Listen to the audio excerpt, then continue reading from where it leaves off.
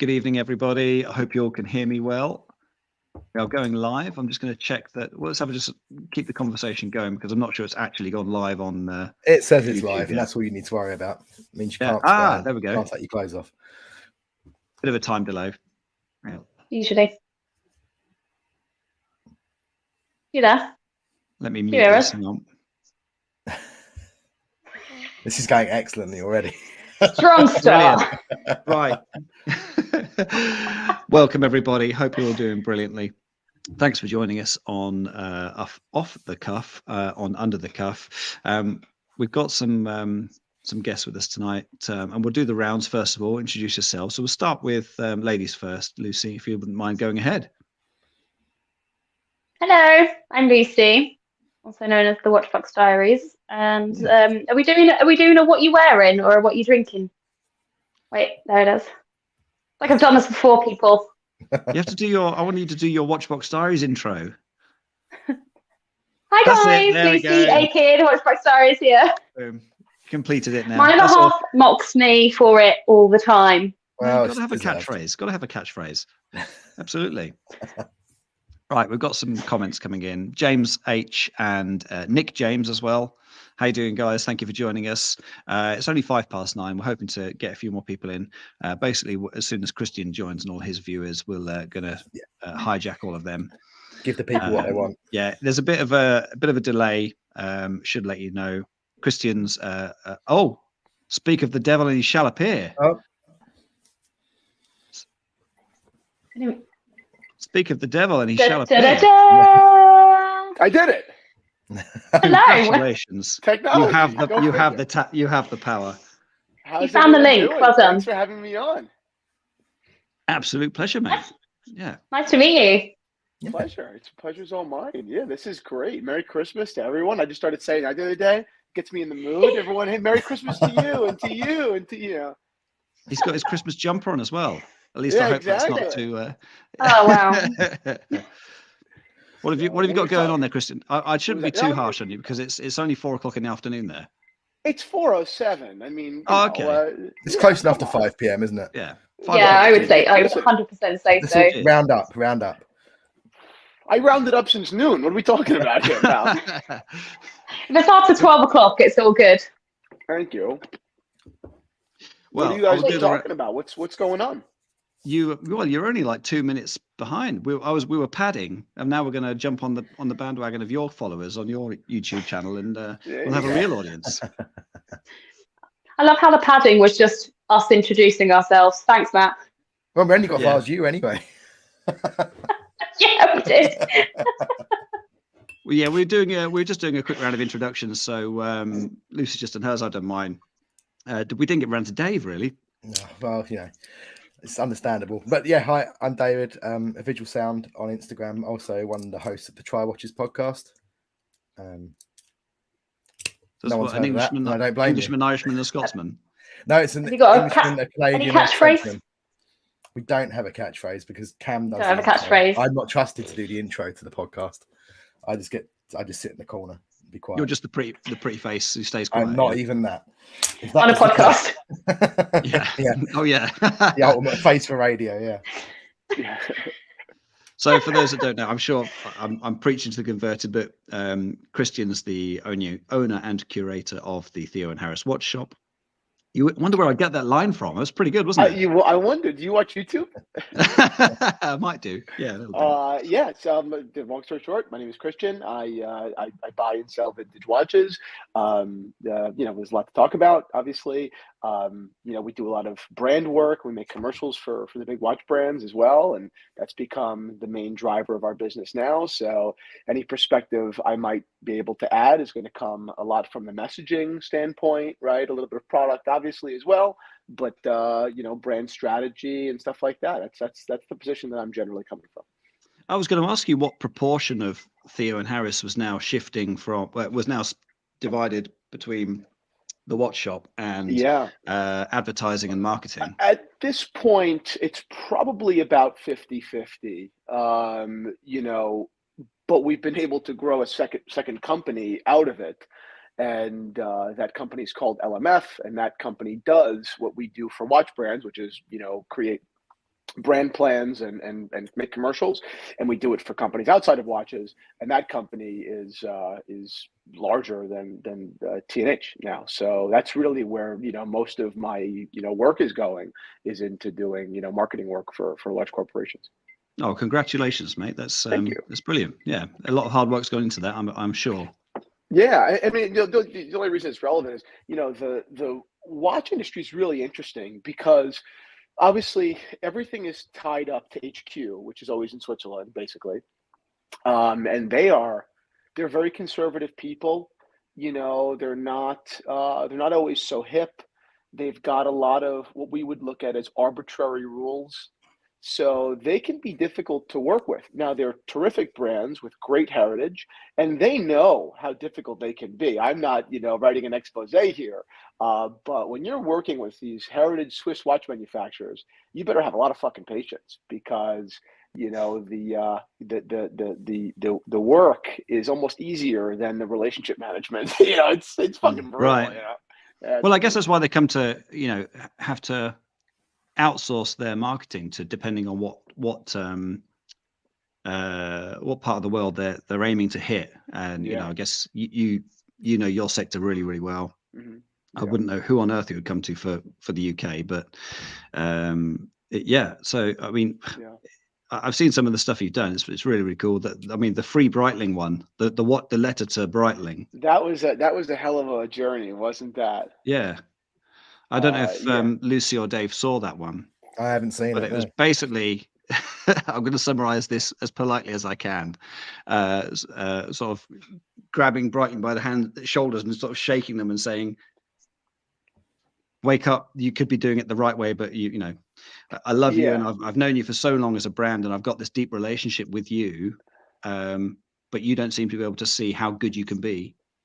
Yeah, they're pretty bad at messaging, right? Go into a Breitling boutique, and you see the most incredible interior design, right? Their brand messaging is reflected in their boutiques, right? You've got airplane, you have vintage metal. I mean, they really understand that their physical space needs to be reflective of their brand, but they don't see the same on digital.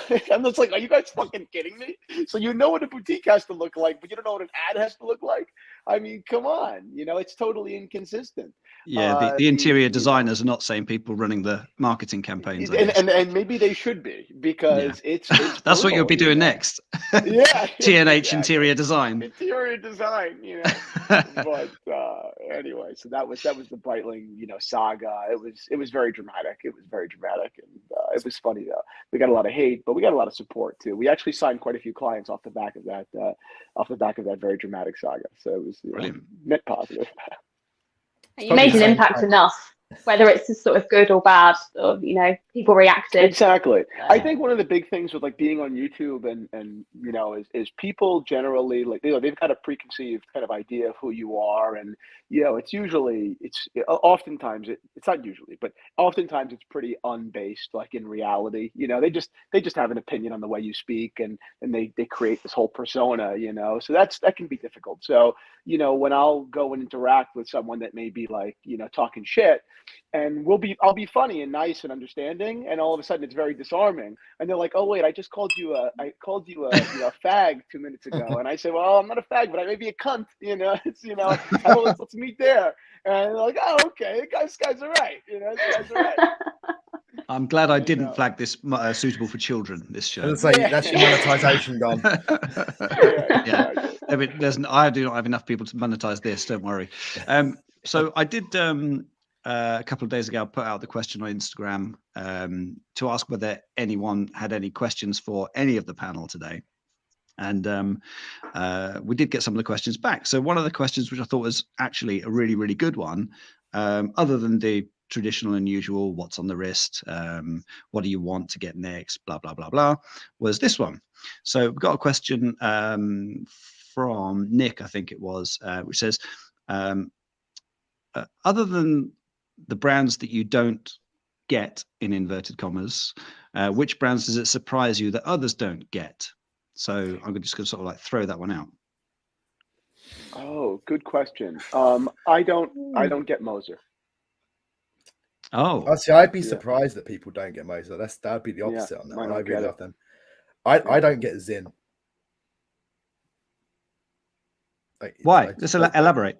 It just doesn't buzz me, Zin. I find it like, I get it. Yeah, like, but there's loads of brands that don't. There's loads of brands that don't buzz me, but I still No, like. I know, them but they Zin offer. has that like really like quite dedicated following, and it's almost like you're missing something by not getting it. It's kind of like BMW fans. People who love BMW really love BMW, and if you're not too bothered about it, you're kind of like, yeah, it's a nice car, but I'm not overblown by it. And I feel Zin kind of falls into that. Like, people who love Zin really love it. I don't personally get it. Like, Tegimented Steel is a cool story and things like that, but the watches themselves don't really buzz me. But then there's something I'm clearly not getting that other people see and love about this, because it does have such a passionate following. I didn't realize it did have such a passionate following. I think every brand that has like a cult following of some, minority, but maybe it's because Zin's maybe a bit smaller as well, so it feels like it's more of a devout following because it is so much smaller than a lot of other brands. Yeah, I think also it falls in a pretty interesting, like price category where there's a lot of value in those watches, so a lot of people might feel like you don't get it. They're literally over delivering and you don't get it, right? That's what people have said that about Zen before. I like them. I've had their copper dial chronograph, the 356 or whatever reference it might be. Thought it was a great watch, fantastically well built. I like them, but I'm not really a sports watch guy, so they fall flat on me generally. Yeah, for like, what is it, $1,200, something like that? You're getting an off-the-shelf Swiss or ETA movement like S200 or some SW200 or something like that inside it, but you just get that military vibe. I think if for $1,200 you're getting quite a very well produced product at micro brand price, and they don't have to pay you get the security of having that established company behind it, and not something that might just fall off, a company that will fall off the table in 6 months time and you don't get, and your warranty's gone. It is a difficult price point to be in as well. There's a lot in that range that you have to compete with. They're a good second-hand buy. Oh yeah, maybe because many people don't get them like me, so they kind of fall off on the second-hand market. Yeah. Okay. All right. And which brands do you not get at all? Sorry. And which brands that surprise you that others don't get? Or did we cover that both there? We did cover it. I think my ones. You go. Sorry, I was going to say my ones would probably be, I don't click with Bremont. There's not a piece in there that just is an iconic Bremont piece for me. I haven't found the right one for me yet. For me to fully connect. But then I also don't get why everyone doesn't love Gerard Perregaux, because I think they're fantastic watches. Yeah. I think Bremont's one of those things that by the time a lot of people had heard or realized about Bremont, their range was already so big that there's not one hero piece in there that makes you go, Bremont. Well, they do. They have one hero piece, but it's entirely unobtainable. It's the MB1. You literally have to have ejected from a fighter plane to be able to get one, or unless you buy one secondhand. I think it's, sometimes there's just not something to get. Sometimes there's just nothing truly powerful about a brand identity. So not getting it, I don't think there's much to get about Bremont. There's nothing tangible there. I don't think there was everything. It wasn't even built that way. I think that Bremont was kind of like a new, which wanted to be mainstream luxury brand with some military sort of connection. I don't think that it was actually built to be emotionally substantive or like a value add even on the material. I think it was just a mass market new watch brand. That's what it seemed like to me. It was on Ellen DeGeneres, or was it Jimmy Fallon before it was on Hodinkee? So clearly that tells you where their brand strategy is going. They're expensive as well, really. They are, yeah. For what you're They're, getting. they're decently well made watches, and I love their brand is fantastic. The way they've built their brand up, the branding, I get the whole English heritage, military. They're really heavy on that point, but on the actual watch side of things, I think there's something just completely missing, and something I just cannot connect with. Well, it's that they haven't had, because they, weren't set up just before World War II and supplied watches to the Allies and the Axis powers. They don't have that substantive authenticity behind it. So they've had to manufacture that themselves by later becoming watches supplied to doing special editions for this military branch or that police branch. Yeah. And so there's something in the back of your head that goes, yeah, that it's just lacking something. I feel like if they were more active, I know that they make watches for things, but it can cheapen it up, like a special edition for a new branch or whatever. But I think if they did more on the content front with actual veterans, real, whatever, RAF or whatever, that would be really interesting. People would watch it and it would connect it, right? If only we had a marketing person in the room. Are you looking for a new gig here? I know. But that's really, that's the way that I'm going to send this off to Bremont.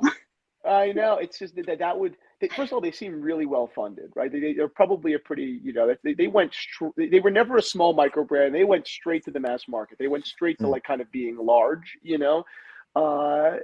they came on the scene before watches really blew up. Like they're on the scene for over 10 years now, right? Yeah. So they've been there for a while. But that's what I would say. They should just do some messaging, do some content that's a little bit more legitimate. Yeah, anyone can just kind of put together a special edition, right? It's not that hard, and I think the people know that. By and large, folks know that. But giving a voice, it's something that Bulova has been working on doing, is kind of giving a voice to veterans. If you want to have a actual bond that is recognized by the public with the military, you've got to actually empower or share the stories of veterans. That's the only way. Anyone can put together a military watch. You're going to trick a couple of people here and there into buying it with it, that they're going to show their friends, oh, this is a military watch, but they're not going to trick everybody. It's just not going to work. You've got to actually do it. You have to donate. You have to do shit like that. Yeah.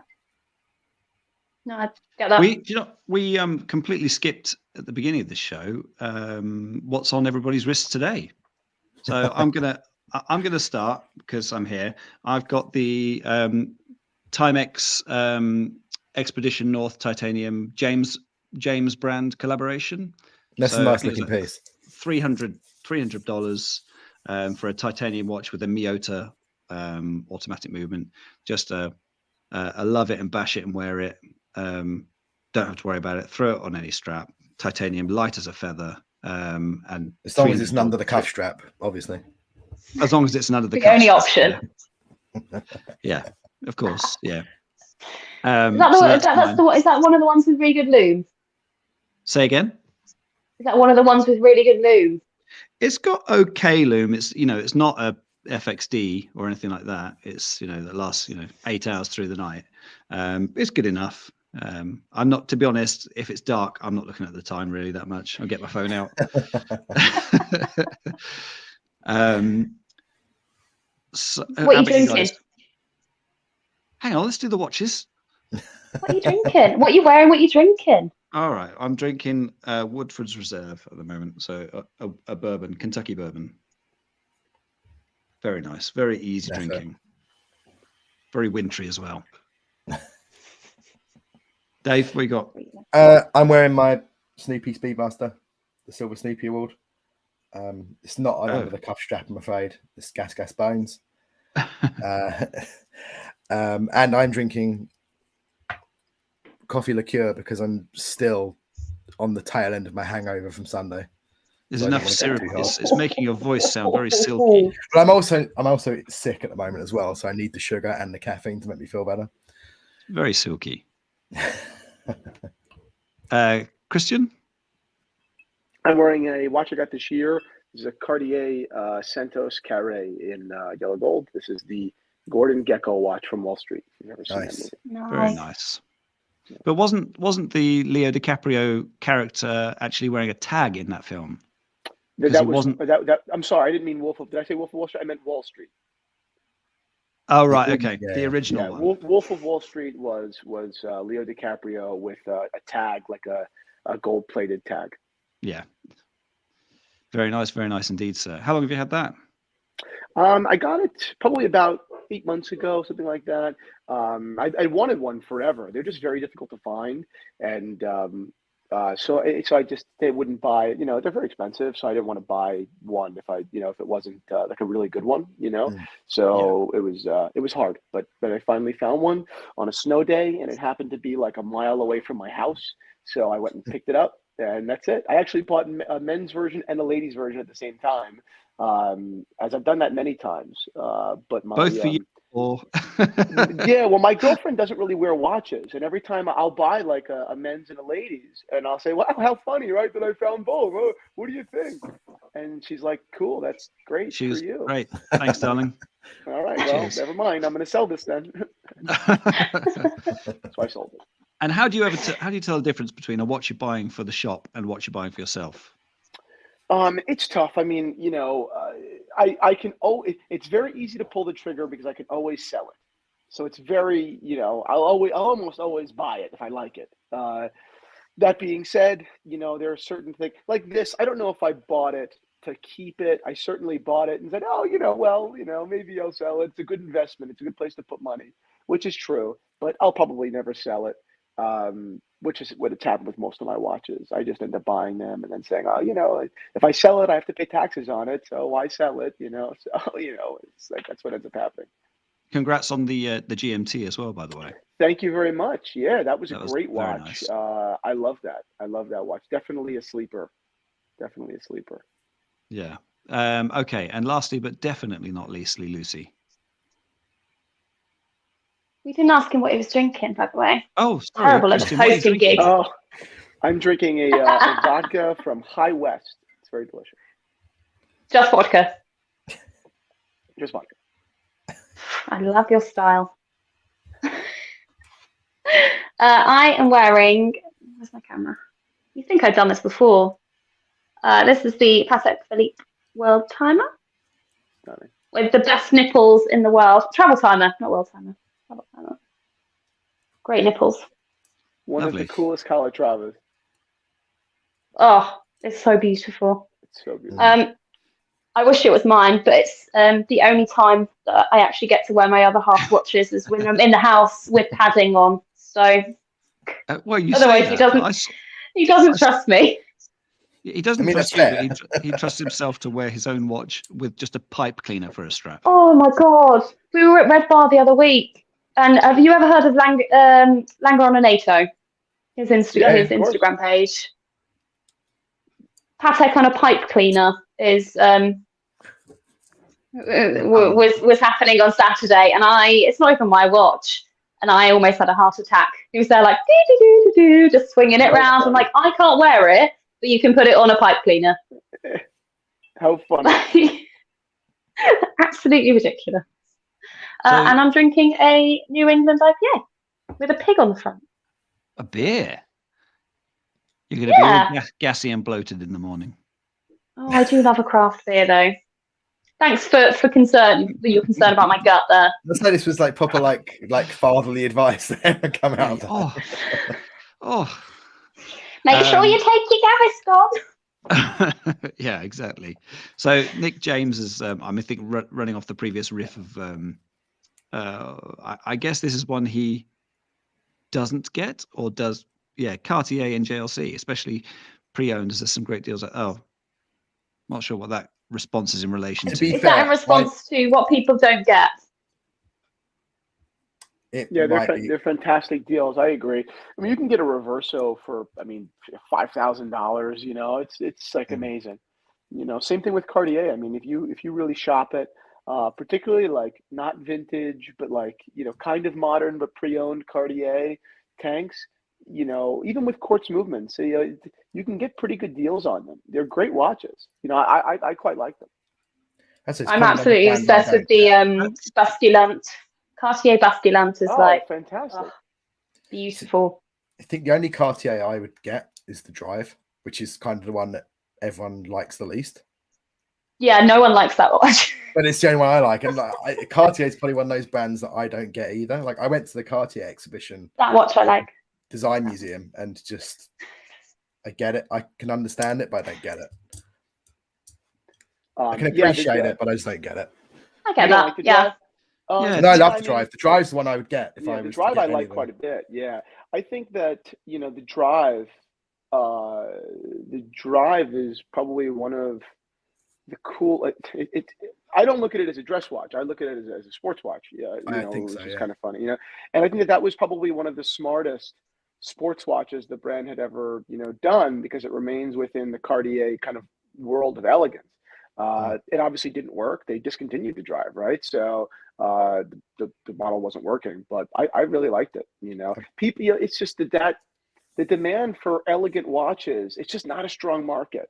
It's just not. I think it's definitely picking up. I think we're moving away from the sports watch dive I watch. I hope so.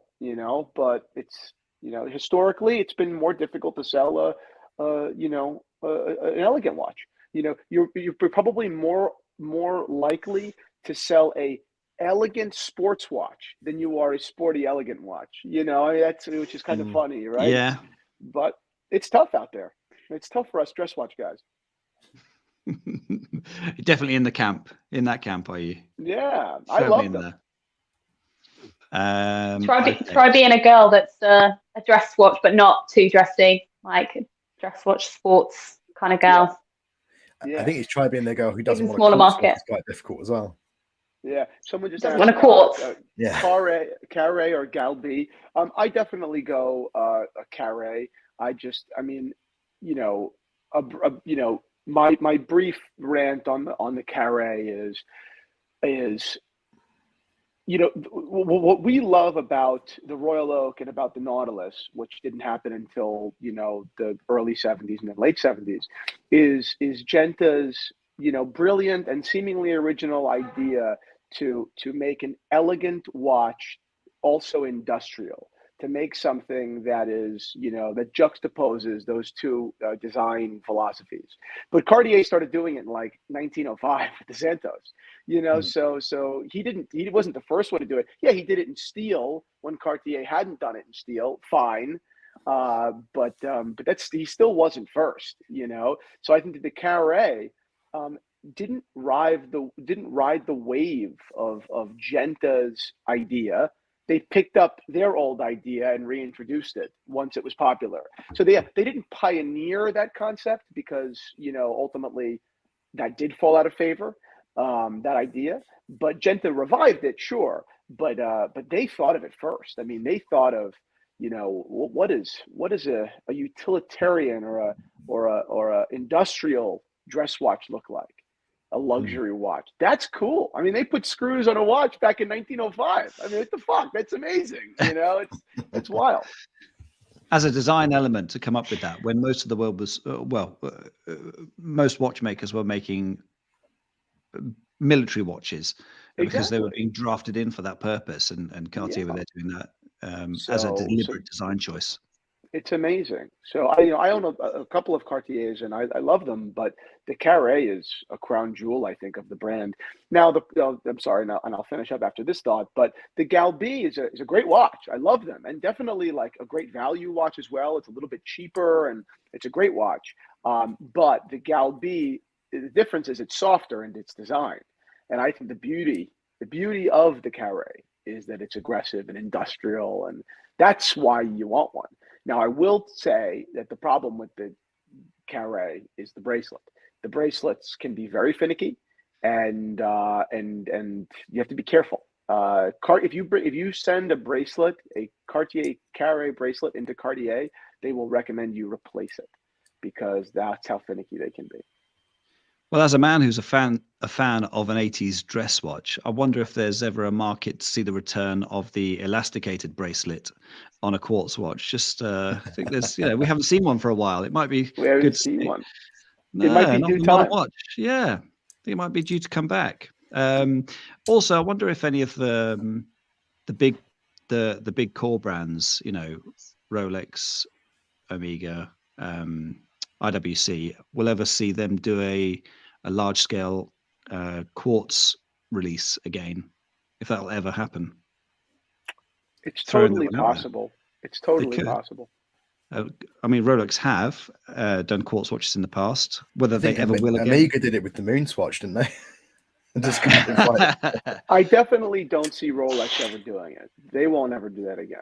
But I could see Omega putting together a really, really thoughtful, intentional quartz watch. I could see it.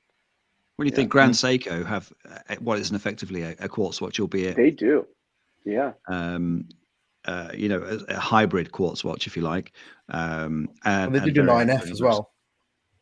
Yeah, but you would carry on, run with that. Well, I'm just saying they do 9F, and like that's kind of that's if you want to do high-end quartz, it's the benchmark. Yes, now. If you want to enter that market, you have to be as good or not better than the 9F.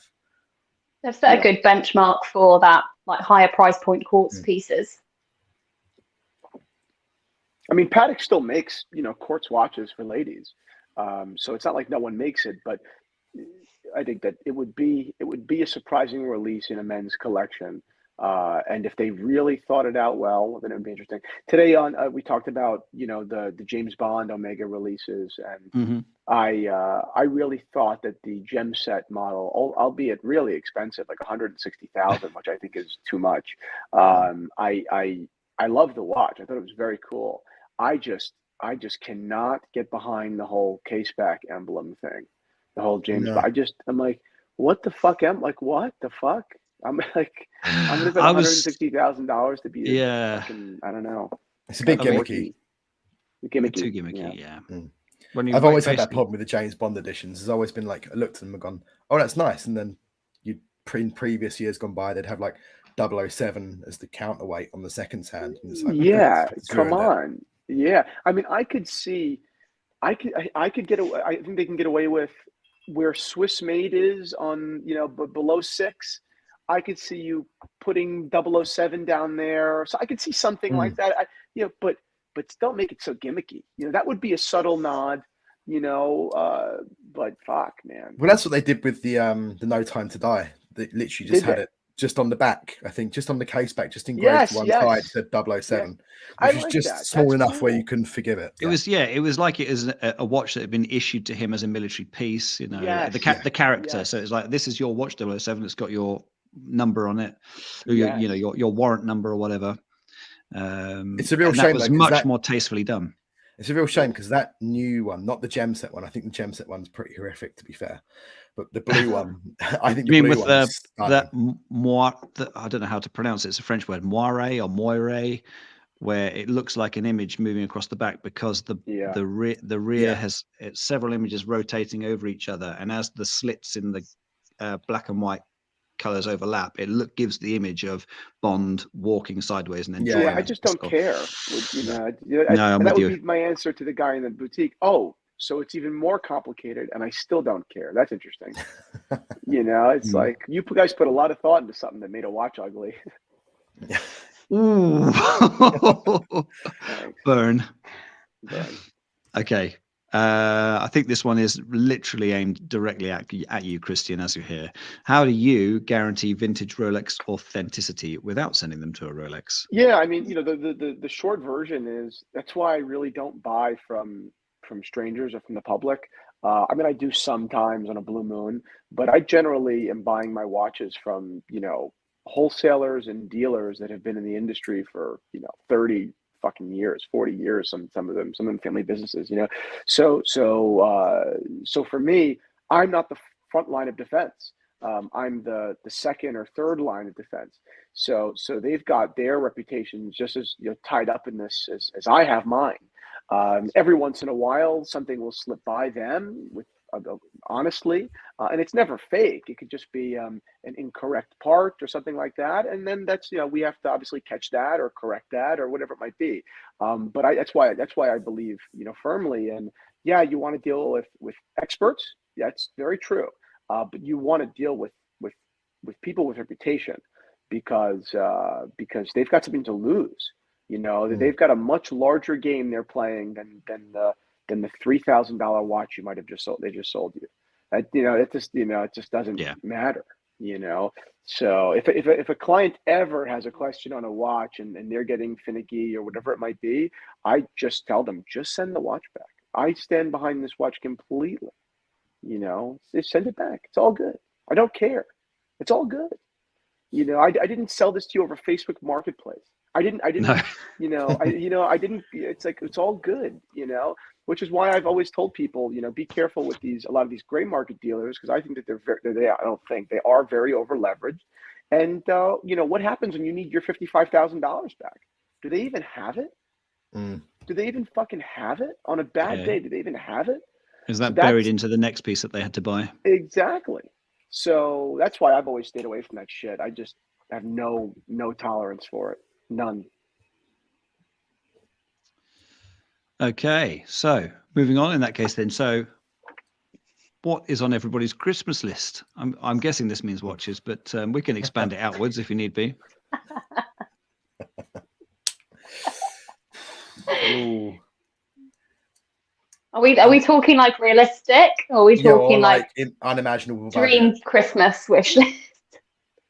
Why are we going to get realistic now? Let's just go. Yeah. Yeah, why not? Yeah, let's just write a letter to Santa now and let's just see what arrives. Oh god. So I think for me it would be, and I'm annoyed to see how popular this watch has become in the last 3 months or so, because I have been loving this watch for the last 4 years or so since it was released, and wanting one for a long time, and it's the Root Beer GMT. Okay. The bimetal, not the solid gold one, and it annoys me that it's becoming so popular. I keep seeing it now on Instagram at every opportunity. Who's got one Teasing you. recently? Yeah. It's Kelly got one? Kelly's got one, I think. Winter's watches, Lydia's got one. Adrian's got one. I think Christian's gone off to get his one now by the look of it. No, I was just getting ice for my drink. It's just to prove a point, yeah. Also, I love that so many of these, like it seen as a man's watch. Essentially, it's sold as a man's watch, but there's so many women that we know that have it. GMT, and I love, yeah, like, freaking love that. Yeah, and so many women rocking the GMT. And the great thing about the GMT is that it's not that much thicker than a sub, which itself is a very slim sports watch. Yeah.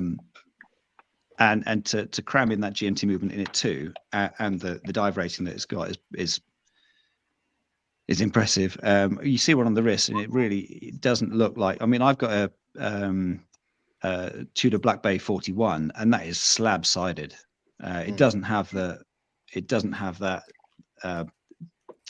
saucepan bottom that the sub has, that it causes it to just press into the wrist and slide under a cuff if need be. But yeah, so that for me it's the GMT Root Beer would be on my wish list. I'm gonna go super like achievable, and I'd really like a Black Bay Pro right now. That might be harder to get than a GMT. It's harder to get, but like monetarily, financially, it's much more accessible. But no, I really like the Black Bay Pro, and I'd love one as a daily wearer. I think it's a great daily wearer. The yellow hand, nice. Yeah, I nice, really like one. Nice nod back. Although the nomenclature bugs me. What's pro about it? Like, if they're going to run with this pro lineup, are they going to have a list of other pros? Are they going to do a Pelagos Pro? I mean, if you're on a submarine, do you need it to be 300-meter water resistant? No, but no, you probably need a lot more. No, but no one's really going diving. People that are wearing it are not going diving. If the water's inside the submarine with you, you've got bigger problems in your watch. Yeah, true. But no, it's just the naming of it. Like, why did they call it the Pro? I mean, I don't get it. Why didn't they call it the Ranger? I don't know. It's not Ranger. Why didn't they call it something else? It bugs me that they went with that and not something in line with a proper naming system. Anyway, that's me. Rant over. Explorer was taken by Rolex, so. Yeah. Okay. All right. And they released the Ranger about a month later, didn't they? They just ran out of words. They shouldn't have released the Ranger though. Forget that. How about you? It's just a floating that? head. Yeah, it's completely. Oh, Yeah. I was like, very oh, it's dark got all in here. dark and it's got dark and moody. Yeah, very dark. Okay, very Lucy, dark go on. and What's on yours? I mean, if we're not going realistic here, there's financial issues and stuff. I'm still completely obsessed with the Vacheron American 1921. Like, Yeah, that's a great watch. it's so beautiful, absolutely beautiful. As soon as I put it on my wrist, I was like, I need this watch in my life. I will say, sell my kidney. I don't need it. Just, yeah. The Like, amount I of love it. craft It just you fits think you so definitely need it. beautifully. You That's my definitely liver. Need all the organs I can get. You've only got one of those. You need that one. The liver's not worth anything right Yeah. now. You can get a Timex for that. Like, I was talking to a buddy pretty recently, and he was talking about a watch that he wanted to get. I don't know I forget what it was. It was something precious metal. I think it might have been Rolex. I don't remember. But it was like on a Friday, right? And then he made the joke about the kidney, and then totally unrelated on like the next Wednesday. So almost a week had gone by, and we're not talking about the watch anymore. And he sends me the screenshot of a TikTok he saw where you can make $500 by selling your shit. And I said, I texted him back. I was like, "Are you kidding?" are you And telling he's like, me "Ha, my ha, ha, dog's a gold mine right now? Yeah, Literal? He's like, ha ha ha, crazy, right? I'm like, yeah, no, crazy. You're not. Are you broaching the Actually- subject? Like, it seems like you're broaching Maybe the subject. he's just to feel testing He might be good. contemplating it here. Yeah, he's like, yo, ha, crazy, right? That'd be so fucking weird if I did that, right? I'm like, yeah. it No, would what you're be. saying is, No. how much could we get for yours, Christian? Yeah, right. Exactly. $500. Oh my god. Anyway, yeah. I mean, I'm not really, women don't, so we can't do that. So I'll have to sell someone else's shit. You got. I don't know what I would get right now. Yeah, I don't know. I just got my GMT, so I think that it's healthy that I'm not looking at anything else right now. You know, I think that's healthy. That's a good sign. That's a really, really good sign. It's a really good sign. Yeah. So that's it. There you go. For a week after you get something, you're content. That's great. Although I will tell you, as soon as I bought that watch, my first thought was, what the fuck? Like, who do you think you are? This is stupid. Judging yourself. Like that Calatrava on your wrist is a beautiful watch. It's fantastic.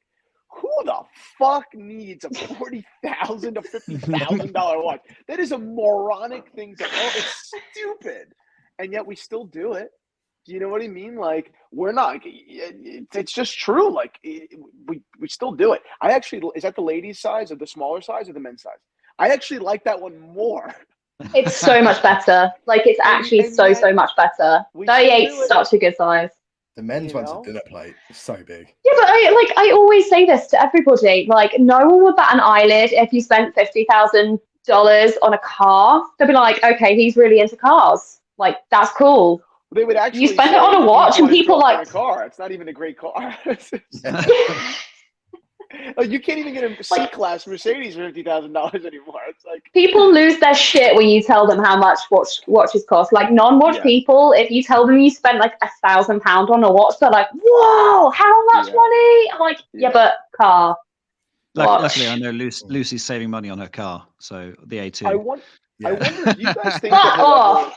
I stand by my A2, okay? Do you guys think once it's broken down at the side of the road, you stand by it? Do you guys think that we'll ever enter a world where a significant portion of people who own watches finance them? I'm not talking about. I'm talking about the same way that you go and buy a car and you finance a car. These cars, People do it with watches. They do it, but because brands will offer it sometimes 12 months, no interest. Do you think that we'll enter a world where it's actually completely normal to have a watch note? Yes.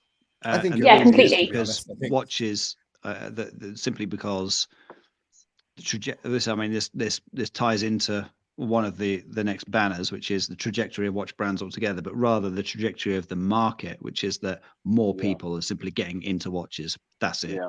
And in order to be able to do that, they will need to finance it. Some people, you look at some people, they're already financing their Moonswatch on Klarna and other stuff. You know, these.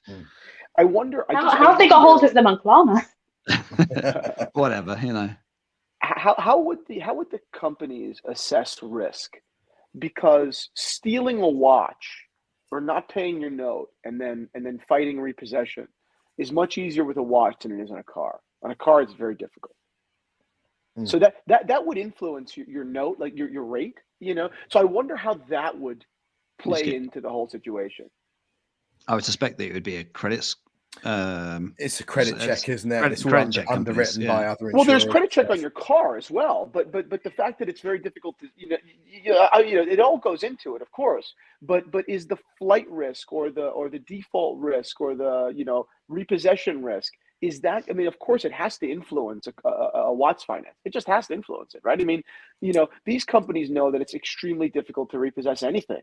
Nonetheless, a fucking watch you get shoved up your asshole. You know what I mean? Yeah, if you default in your payment for your car, then the bailiffs come and find out whether who it's been. You sell it to somebody else, and the bailiffs come over and say, "I'm very, very sorry, but this is actually owned by the insurance company. We come and take it off you. Feel free to make a claim." How do you track a watch? The capital exposure. You don't have to register a watch. Exactly. You register a watch. It's the same thing with someone just reached out to me lately. They actually were robbed in Barcelona. There's actually a group right now on one of these watch forums of like 3 or 4 guys that have all been robbed at knife point in Barcelona in the last 6 months. Barcelona's awful. It's crazy. And they say London's bad. Barcelona's awful. I heard it's worse. And they said that on Chrono 24, you don't even have to put in the serial number of the watch that you're selling. No. So, I mean, that's really interesting. Like the largest database, maybe next with eBay, to flip a watch, you don't even have to put in the serial number. I mean, wow. They're just a middleman. You don't have to do anything on eBay either, do you? Of anything you're selling, they're just a middleman. I know eBay have those authentication. I think that's like £2,000 up. Yeah. Like you have to, you can authenticate it, but I guess if you're buying a watch that's over £2,000 and the person you're buying off doesn't have an authenticity guarantee on it, there's a red flag right there. But even the authenticity guarantee, as soon as you remove that tape on the watch, the guarantee is void. Yeah. So what if you find out? I mean, so what do? You buy a watch on eBay, it gets guaranteed, which I think is destined to be a faulty system, and then you take your watch somewhere else. It's a problem. It's just going to be a problem. At some point. Is it sponsored by eBay? Did I just speak out of school? No, it's not. No, but it's like that guarantee is only valid until it leaves their hands, and then that's it. Yeah, it's only as good as it's in someone's hand, and then it's nothing. Talking of safety around watches, so Lucy is one of the founders and runs Red Bar Cambridge. I'm starting up Red Bar Oxford. And one of the questions I often get asked is, how do you make these events safe for people to come along, enthusiasts to come along and bring maybe, $50,000 worth of watches, put them on the table and trust everyone around you? Well, how do you? Difficult, The answer is you probably can't. You can't totally make it safe. You can mitigate in lots of ways, and those are vetting the people that attend, choosing a good venue with security and a trusted venue. Lucy can step in here. She runs them regularly. Yeah, it's a difficult balance because it is quite trusting, but I'm always very vigilant with these sorts of things. Like we do a little bit background checking. For example, if someone signs up and they've got a weird Instagram name that doesn't match their actual name, we kind of look into it ourselves and have a bit of a chat between ourselves to say, like, is this legit? Something doesn't add up. And if we have any concerns, we'd rather just message that person and just say, look, these things don't match. Can you make sure, like, can you provide us with maybe a little bit more about you? I think when we're there, you can't get in without, you can't get into the event without actually being signed up to the event. So everyone there, like my main goal is to make sure that everyone that arrives feels comfortable, whether they leave Watches Down or not, they feel comfortable. So I guess as the host, you do as much as you can beforehand. You have to be savvy yourself as well, like just keep you out as well. Just as an attendee, you have to take a bit of responsibility, for what you're doing. I think that, and it's difficult, but I think the only way to, because there are two ways for a robbery to go down, I suppose, would be one, three ways rather. One, someone that you trusted to come in the venue picks up a watch. That could happen. It's probably on the unlikely side. Obviously, people could come in that were not invited to rob. You're much easier to rob than a bank, and it's far more profitable. That's number two. Sorry to, be the bearer of bad news, right? But that's pretty easy, And then number three would be to just stalk out the people that are leaving. So I guess the only way that and I've gone to these things, I've just never worn a watch to any of them. And I'm talking about Red Bar, New York. And he's left with loads though. Yeah, and this is before New York turned to total shit, and I was always like, this is fucking nuts. We're fucking stupid for doing this, but then what about going home? To what degree is Red Bar liable, for you after you leave, even though they're following you from the point of departure? Again, thinking like a criminal here. Like, you're a fucking, as soon as I leave that door, I'm an asshole target. Right? It's the truth. Am I wrong? Yeah, but that's, you'd have to know where these events go on, whereas you only have to walk around any high-end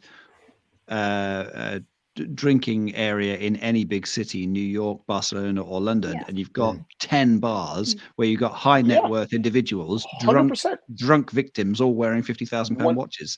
100%. You're 100% right. The Red Bar event is just as, I suppose, comparably as likely to be robbed as any rich bar in any major city. So that is a don't hold them in rich bars. Hold them in libraries.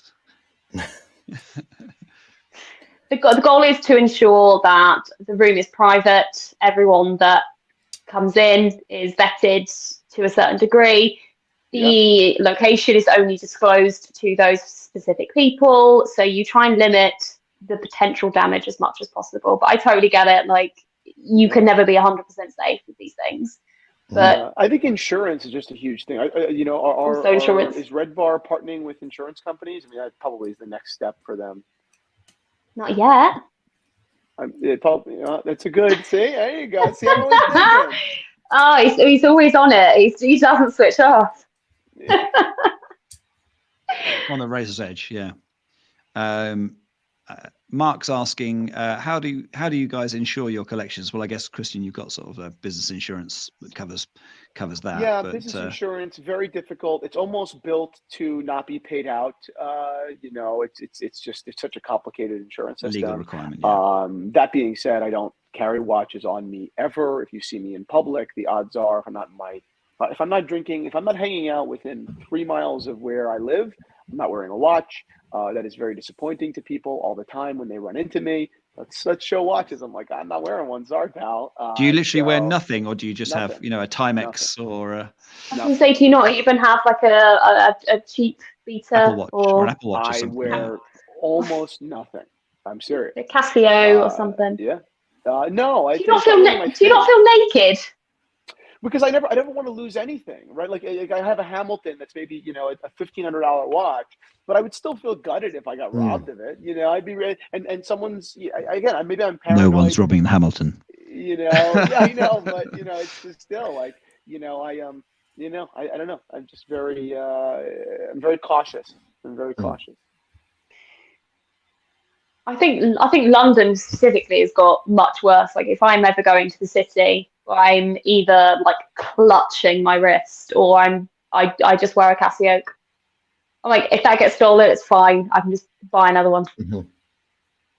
And there's no like sentimental value to it, whereas with some of the others, there's a lot. That's why I tend to wear my PSR around London a lot now, because it's not mega expensive, and also most people look at it and go, "The fuck is that?" They don't want to nick it anyway. It's fair. Yeah, it's fair. It has got much worse. I feel like I've never personally had a problem living in London. I've never had a problem, but No. Touch wood, like, you know. But you were born there. You're savvy, aren't you? You know where the risks are. He's a Cockney born and bred, North Londoner. Yeah. Christian, what part of the world are you from? I think you're in New Jersey. Is that right? I'm in New Jersey. Yeah, I'm in New Jersey. Great, great area. I love New Jersey very much. See a lot of cool watches here. I was actually having a bagel the other day, and the guy was wearing a 15202 in rose gold with a blue dial. And I said, wow, nice. It's funny. I was actually at UPS the other day, last week, and I was wearing something, my GMT or something, maybe my AP. I don't know. And I said to the guy, I saw he was wearing a Royal Oak with a silver dial or a gray dial, but I didn't see which Royal Oak it was. So I'm complimenting. I said, hey, great watch. And as he turns to show me his wrist, I see it's a tourbillon. So I actually had a tourbillon, a Royal Oak, for like a year before COVID, and I sold it basically for what I bought it for, like an idiot, because they weren't going up. And now they went up, like, I could have made like $120,000 or $130,000. But he was a dick. He was like, oh, I was wearing my Royal Oak, and which is a smaller version, time only. And I said, oh, great watch, twins, and he goes, not exactly, mine's a Torb, And I said, oh, that's funny. I had a Torb for a while. It was too big for my wrist. And he goes, you didn't have this Torb. I said, oh, okay. And he had like this year's version that was very low production or whatever.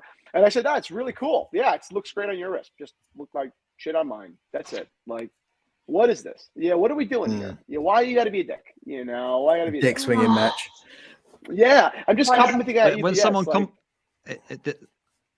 when someone compliments you, you don't have the dignity to say thank you, or you just take the compliment, even if whatever your opinions on what the other person's wearing.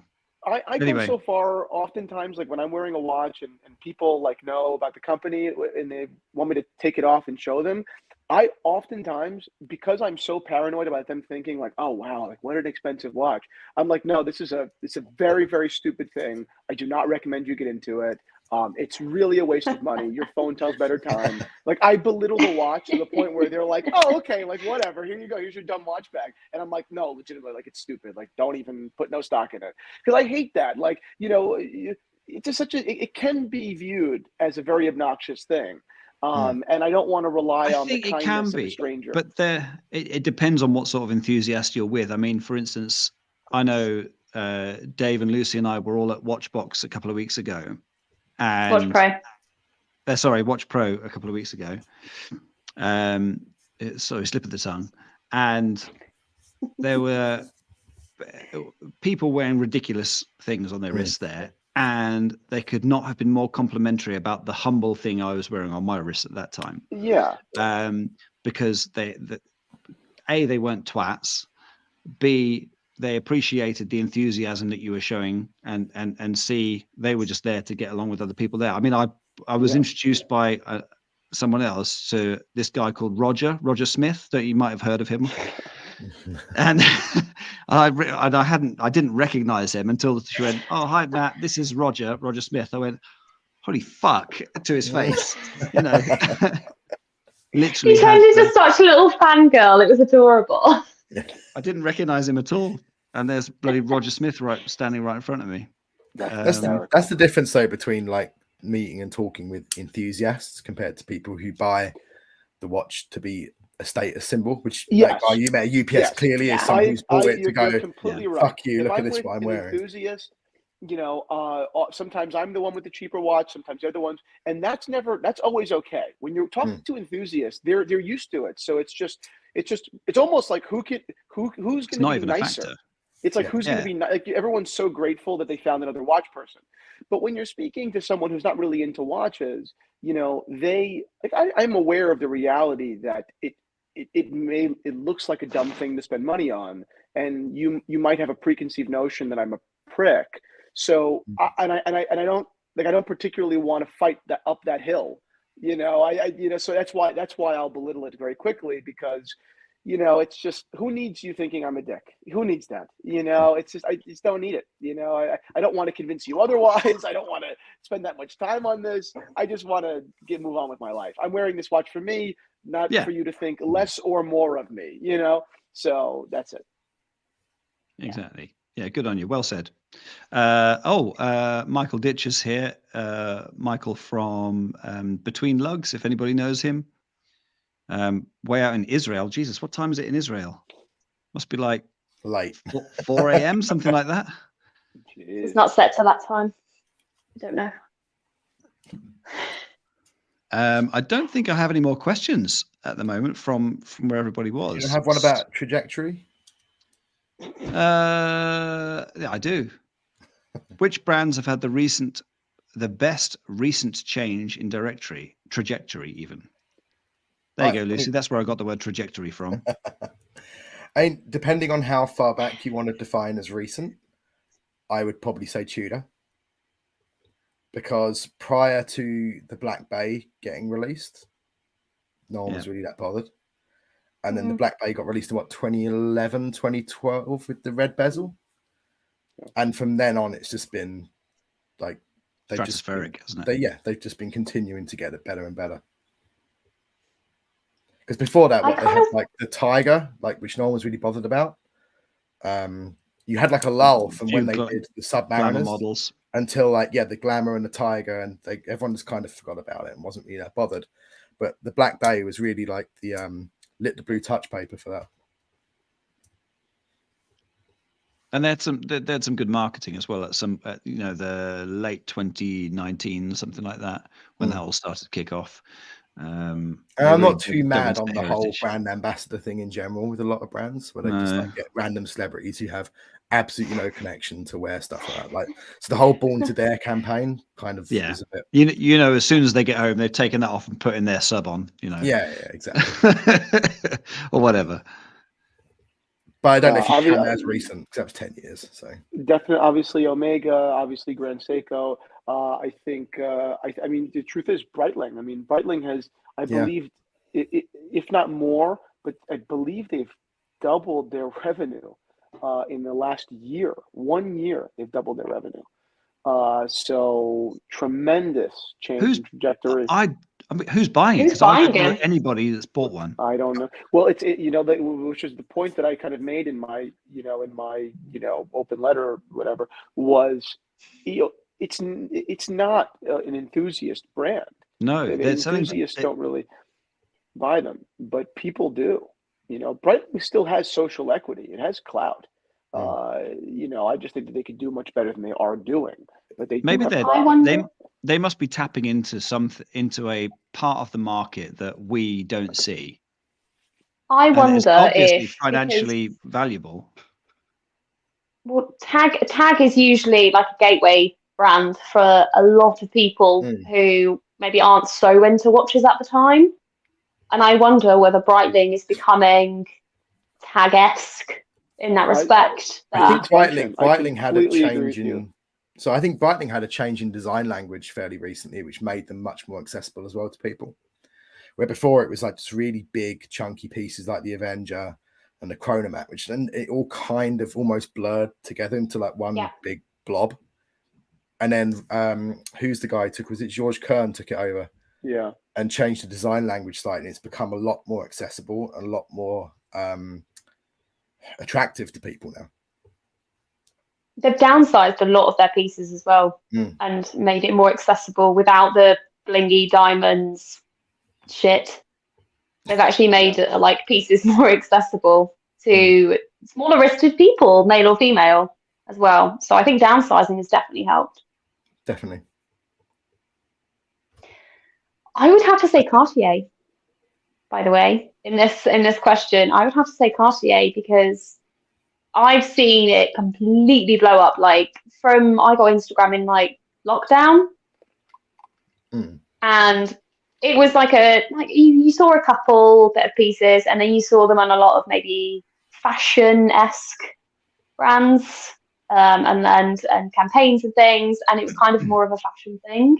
This is from like my personal experience.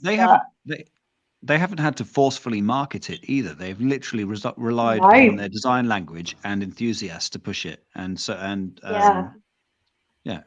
Cartier is kind of timeless, isn't it, in design? So it's always going to come around again. You could have walked into a boutique 3-4 years ago and bought a Cartier. Now, you are going to be sat on wait lists for a lot of pieces, and it was not like that years ago. A couple of years ago. It's amazing. In terms of if Dave's doing 10 years, Lucy's doing 3 years, I'm going to do now or projected trajectory. Who do I think is going to have the most recent change? I think Tag Heuer are on the up, and that is down solely to probably one man, and that is George Bamford. No, freaking Mario Kart. I think you're going to see their market share go up. Not because I have one. This is my 21st birthday present, and this is from vintage is a whole different ball game. 1999 Jason Bourne Link chronograph. Look at that bracelet. Oh yeah, it's like a bone structure, isn't it?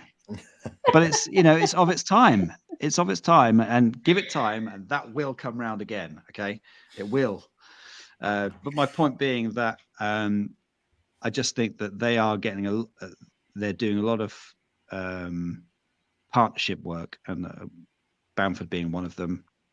What are your thoughts on brand partnerships like Omega Swatch? Well, I say Omega Swatch. I mean they're owned by the parent company, so it doesn't really count. But I mean cross-brand outside of the umbrella ownership.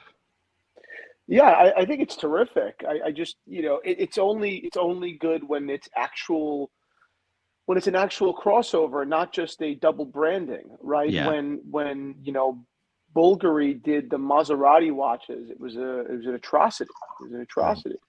And that's a shame, because that's post Octo Finissimo. Those were Octo Finissimos. So it's like, wow, I thought you guys were smart. What the fuck happened? But that being said, when done well, it can be a beautiful thing. It can be a beautiful thing. I remember, being a kid, and one of the entrepreneurs that I looked up to was a guy, Lapo Elkan. I was Gianni Agnelli's grandson, who's had a lot of trouble, and they own Fiat, and they own Ferrari, and they own all these companies, And he was talking about, you can't put a Levi's stamp on a Ferrari hood and call it a collaboration. I mean, I need every bit of the interior in denim. I mean, everything. I want the stitching denim. I want everything to be about this, a collaboration, not just a cross-branding. And that's the difference. I think there's a big difference between collaboration and cross-branding. So if it's true collaboration, then I think that there's a huge value add there. Huge. Look at what Hodinkee does with these brands, right? With it's the truth. I mean, some have been better than others, but they have done very well. Right? They have made millions of dollars, and some of those watches have been cool. I mean, not all of them, but quite a few. Obviously, there's the Hodinkee hype where people were trying to flip them. But that seems to have gone away, barring G-Shock. I mean, those are still flipping.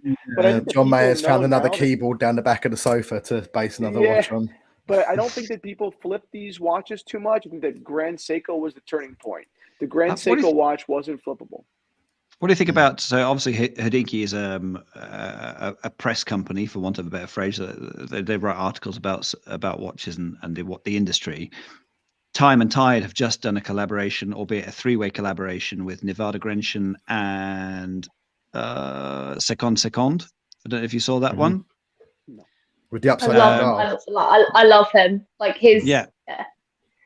His So my question is, I was just about to slate Hodinkee for being a press company effectively wading in doing collaborations with watch manufacturers. And then I remember that Tide and Tide had done one that I actually quite liked. So I backpedaled, rode for shore, and thought, actually, hang on a second, maybe we shouldn't be Fratello have just done putting constraints on who is allowed to do a collaboration. If you've got good ideas and it works, and you're design orientated company, why not? I think the only problem there, sorry, is that you go. Hodinkee is a press company, yes, but it's also trying to be a major retailer, and that's where you start to blur the lines a little bit between having fair opinion editorial and what you stock in your store. It becomes either a very tricky balancing act, or it becomes a very grey blurred area. I think that our mainstream press companies commit far greater atrocities than selling us watches that they might have a stake in, good watches.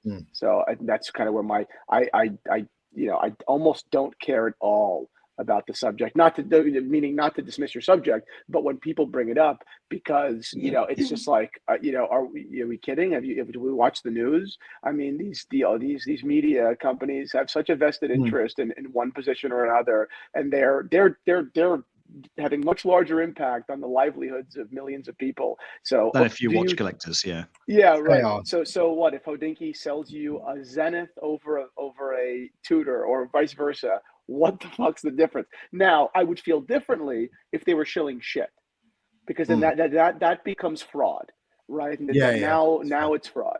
Like if they were selling Brick Watch from Dave Portnoy, now it becomes fraud. But if you're if you want to promote LVMH a little bit harder than you promote Richemont, who cares?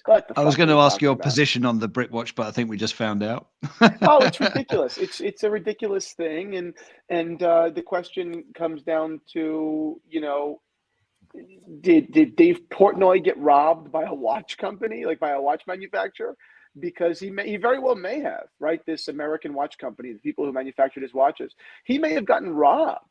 So he may really say to everyone, "Are you fucking kidding me? Like, what are you talking about?" But the question would be like, why didn't he seek consultation from other people, if that is in fact the case? And then the follow-up question would be that, okay, yes, I agree. You can sell the mass market a shitty watch for $2,000. That is absolutely true.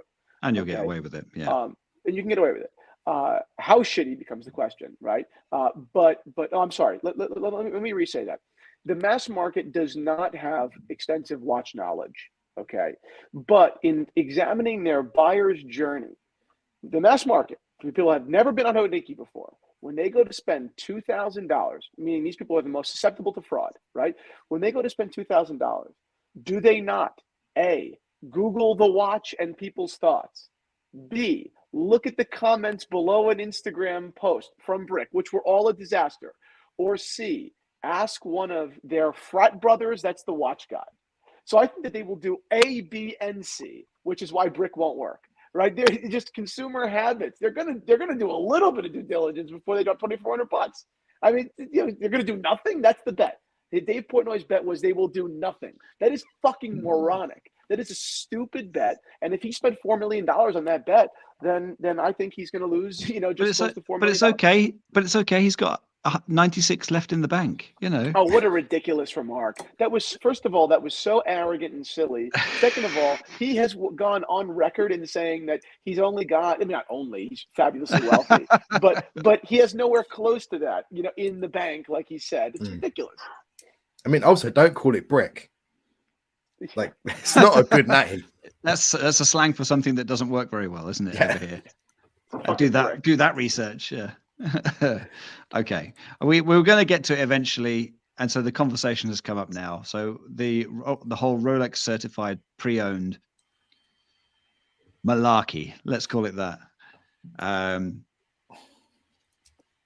Someone said to me, "How's this going to affect the market, do you think?" And I am by no means an expert, but the only synonymous methodology I can look at it is used car manufacturers. So you go to Jag or Range Rover or whoever, and you buy one of their manufacturer pre-owned certified, 128 point check, certified, Used Mercedes. approved, Used approved dealership cars. These are cars that are over, although I guess they don't have the minimum 3-year age limit on that. And these are depreciating assets, not appreciating assets, like you would expect most Rolexes to be. Excuse me. But yeah, people are saying to me, do you think like this is going to control the market? Are they going to drive the prices up? And my answer is no, I don't think that will happen, because the consumers will dictate the price of the market. As they've always done. As they've always done. If something becomes too expensive, they won't buy it. They won't be able to see the value in it. Will it drive the grey market dealers out of business? No, it won't. And will Rolex not be able to afford to buy back the watches they've sold? No, they won't either. They'll price themselves slightly higher, and the grey market dealers will price themselves slightly lower, as is exactly the same format in approved used car sales. But do the grey market dealers even need to do that, because Rolex are already pricing these certified pre-owns as slightly above grey anyway? I mean, if Rolex wanted to, they could have used this move to drive the grey market down by taking a smaller profit margin on these and bringing the overall could have cost lowered down. their prices. But they're not going to, because they're going to piggyback off of That's the not what they grey want. market price point to make more money. They've seen a slice of the market that they're not getting, but now that they can, and because it has this certified pre-owned, they can charge 1-2% higher and take that money off the top. Rolex is a ruthless profit machine, and it doesn't give a fuck what anyone else thinks about anything. And if it thinks it will make the more money by pricing itself a certain percentage above the average grey market price, that's where they'll position themselves. They don't care about the grey market dealers. They don't care about anything else. People will still buy because people want Rolex. Exactly. They've seen the pie. They want a slice of the pie. They've made a way for them to get involved in said pie. Well, it's the next bragging right, isn't it? It's, well, I couldn't get it at retail, so I get one off the grey market, and then my friend who also got one at grey, I can say, yeah, but mine's Rolex. Direct from Rolex. Yeah, you got yours from the guy down the street. It's just I another think the bragging rights thing. It was inevitable. It really was. The most interesting part of the news, I thought, and I was just saying it the other night, was I think that Rolex is going to centralize their data, right? I know people that have gone around all the tri-state and put their names on Rolex lists and gotten the same watch from multiple dealers, right? That is a amateur problem that this brand has, right? The fact that the ADs own the data, they own the list, and they don't report it back into Rolex is fucking insane. Okay, so now that I think that Rolex will start to collect that information, which is what they're doing, I think that they will buying a Rolex pre-owned or whatever from an AD. You're paying a premium, a significant premium. If you've seen the prices, I think they listed a Daytona for $65,000. I believe that's what I saw, which is crazy. But that I think that will equate to some level of points, almost like an airline system, okay, like United Airlines or JetBlue or whatever you might fly, right? And I think that when you accumulate points through Rolex, trading in a watch, buying a pre-owned watch, whatever, you will ultimately be, not that you'll know this is happening, but behind the scenes, they will allow you to cash in those points. And the reward and motivation will be that you will now be more likely to be allocated a new Rolex when no one else can get one. And I think that will be it. You'll be the first guy to have one, or of the first to get them. And that's interesting. That becomes a different kind of club. Yeah, it's still a shitty move, though, isn't it? Where it's like kind of becomes like every other AD. Yeah, you have to prove that your money's good enough again through another hoop to jump through now to prove that your money is worthy to buy that product.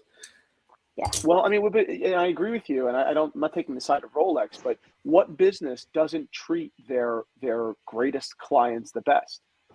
I mean, it's just there's not a single. I mean, I walk into any store, I get great respect from any store, but of course, the great clients are going to get not better service, but more service. Right? I mean, they're it's the difficulty of becoming a client in the first place, though. With Rolex now, it's the problem. It's what they class as that greater customer, that greater client. It's okay, well, you've bought all of these watches that no one else is going to buy, so we'll give you the watch that everyone wants because you've spent enough money in here, rather than you're clearly a watch enthusiast, you're not going to sell this watch, I'm going to sell it to you because I know you're going to appreciate it. Yeah, that doesn't help their balance sheet, though, does it? They don't care about your passion because that doesn't help their balance sheet. It's just money. But that's what they tell you. A lot of them will say, we need to weed out those who are just going to flip these watches. And so they seem very, very genuine on the outside. And then there are multiple that then go, okay, well, what if you buy these watches first? Yeah, well, they don't just want not a bad client; they want a good client, right? Those are two different things, And I think that on that data sheet, that client, that client sheet, having sold a watch would be a demerit, right? Or even a large demerit, right? Now they can say, why didn't you bring it back into us? That's why you are effectively blacklisted. So yeah, I kind of get it. I mean, I know of ADs that when they found out that a client flipped a watch, they absolutely called that client and told them, you will never get a watch. You're making us look bad. Rolex trusts us with deciding who gets these, and you flipped it. And we could, I don't know if lose our license, but our relationship is in jeopardy because of you, and now you don't get another watch, right? So that would be that's the demerit. Whereas trading in a watch or buying a pre-owned watch would be a point, right? Like an arcade. I think it's fucking bizarre. But think about it from the point of Rolex versus the AD. ADs have been known across the world, I think, to say, hey, if you want a Rolex, buy a lady's watch, buy an undesirable watch, but go into our jewelry section. Go take a look at our bracelets, right? How old are you? Do you have a girlfriend? Are you getting engaged anytime soon, right? So now Rolex is basically saying, we're not allowing you to use your AD data system. You're using our Rolex. We don't care if they buy a diamond, right? Because at the end of the day, if Rolex blesses you with their presence in your jeweler, that empowers that jeweler to sell the stuff that they wouldn't otherwise be able to sell, because they then have the negotiating rights to say, if you want this GMT, you want that Submariner, you want that Daytona, sir, by all means, feel free to have it. We haven't got that in stock right now, but have you considered some other things that might climb the ladder for you? So Rolex has the power to say, we are selling not only watches within your store, but other things as well. That's the power that they wield. And now that they are moving into the pre-owned market, does that mean, I think that dissolves away the question of whether they're just going to move into boutiques. I don't think that's going to happen. I think that question lingered for a while, a couple of months ago, as to whether they were going to pull out of all second party ADs and just set up boutiques everywhere. I don't think that's going to happen. I think that they have and that's an insurance policy for them. I think that if they had their own boutiques everywhere, they wouldn't necessarily have the power that they wanted to wield. Yeah, I agree with that. Oh, it's got deep. Didn't it? Isn't it wild? I don't think I've ever purchased a watch from an AD of any brand to this day. No. Never. New. Never. Not once. Where'd you go? Well, I've just always, bought everything either vintage, or if I bought it new, I bought it, I guess the only new watch I ever bought was my fucking GMT, and I bought that obviously gray market because it's discontinued anyway. So that's it. I went on a list. Are you against the idea? You haven't had the fun, exciting AD experience. Yeah, I just I've got a relationship with an AD, and they're great, and we do a lot of business together. But I feel like if they were to allocate me a watch, that would be a favor, and that's not the favor that I want. You know, so I've just never gone to put my name on the list. You know, which is bizarre, but yeah. Yeah, one time someone, an Instagram follower said, "Hey, I work at a Rolex boutique in Texas. I know you want a 36 millimeter green OP. I can get it for you." And I was like, "Oh, that's great. Thank you so much. That's amazing. You know, what's your address? I want to send you a thank you." And he's like, "Yeah, well, here's my address. All you have to do is you have to come pick it up in Texas." I was like, "No, absolutely not. I just don't care. I just like, you know, it's like I gotta get on a fucking plane for 3.5 hours now. You know, yeah, it's just the mania is just not for me. I know it's kind of weird, but this is not." That's fair enough. I also didn't buy it for 11,000 on the gray, so I'm not that client either. You know, that was you know, I bought my GMT for less than its retail, right? Like I'm not spending great. Well, yeah, it's a white gold GMT, so it's you know, so the retail was like 38,000, and I think I paid 32,000. You know, so yeah, so that they trade under retail. They just do. That's insane. Yeah. So it's not like I'm buying that's a market following, yeah. Yeah. Good on you. Well, not now you said it on here. Now they'll go up because everyone's going to go out and buy them now. Yeah. And that's why I didn't talk about it on YouTube until I got it, because I was like, you know, I just don't need the attention. They're going to pull out and say, "No, sorry, Christian, this one's actually sold to someone else who wants to pay." Yeah, exactly. That's it. It's gone up $3,000 since you left the house. Exactly. Fuck that. Yeah, and I really do believe it was undervalued at 32,000. I think it's an undervalued watch, and I think that it will drop. Like those watches will drop to like the high 20s, 28. But I think when everything clears and you know the economy is better, I think that those watches will always be solid in the mid 30s, high 30s into the 40s. I feel that way very much. It was a watch that was manufactured for 1 year, and it's total stealth. It is more stealth than the Smurf. It is more stealth than the other white gold GMTs. It's a fucking cool watch. Everyone thinks it's a steel watch, yeah. How's Michael, by the way? Michael's very well. Thank you for asking. That's right. And your dad? Very well. Yeah. I'm going to go have a glass of wine with him tonight, actually. Okay. Christian, can I ask a non-Rolex related question? Can I ask, like, you obviously work on advertising now. What's been your favorite campaign that you've worked on? Oh, and why? Geez. What's my favorite campaign that I've... So, okay, the very political, diplomatic answer is... we don't want diplomacy on here. But it's also true, though. Okay. Every client that I've taken on, I've become a client of, right? When I did an engagement with Breguet, I bought a Breguet. Right. I not because for a relationship, because once you work on that campaign, you're just so in love with the brand because you have to be to develop the campaign. Right. This is a terrible business model. Don't give all your money back to the people who gave it to you. That was quite expensive. But when I did, I was never into golf. Never one day in my life. And we signed the PGA Tour. They're a big client of ours. And when we do a lot of their commercials for all of their cups, right? And I golf. Right? I spend hours a week practicing how to become a slightly less bad golfer, right? And the same thing goes for, we have there's a American company that does very well. They're probably still in the category of small business. They're, let's say, under $15 million a year, and they are starting to franchise their companies, their company, and it's going to do fantastically well. And we did an engagement, and I literally told them I'd actually like to buy a franchise or two, and they were like, "This isn't the job. Like, you keep doing this." So the truth is, when I am in that client, I am so fucking zeroed in on that client. It is unbelievable. So that is a diplomatic answer, but it is also true. So really, what's my favorite client? The client, no. What's my favorite campaign? The campaign I'm working for. What is my favorite client?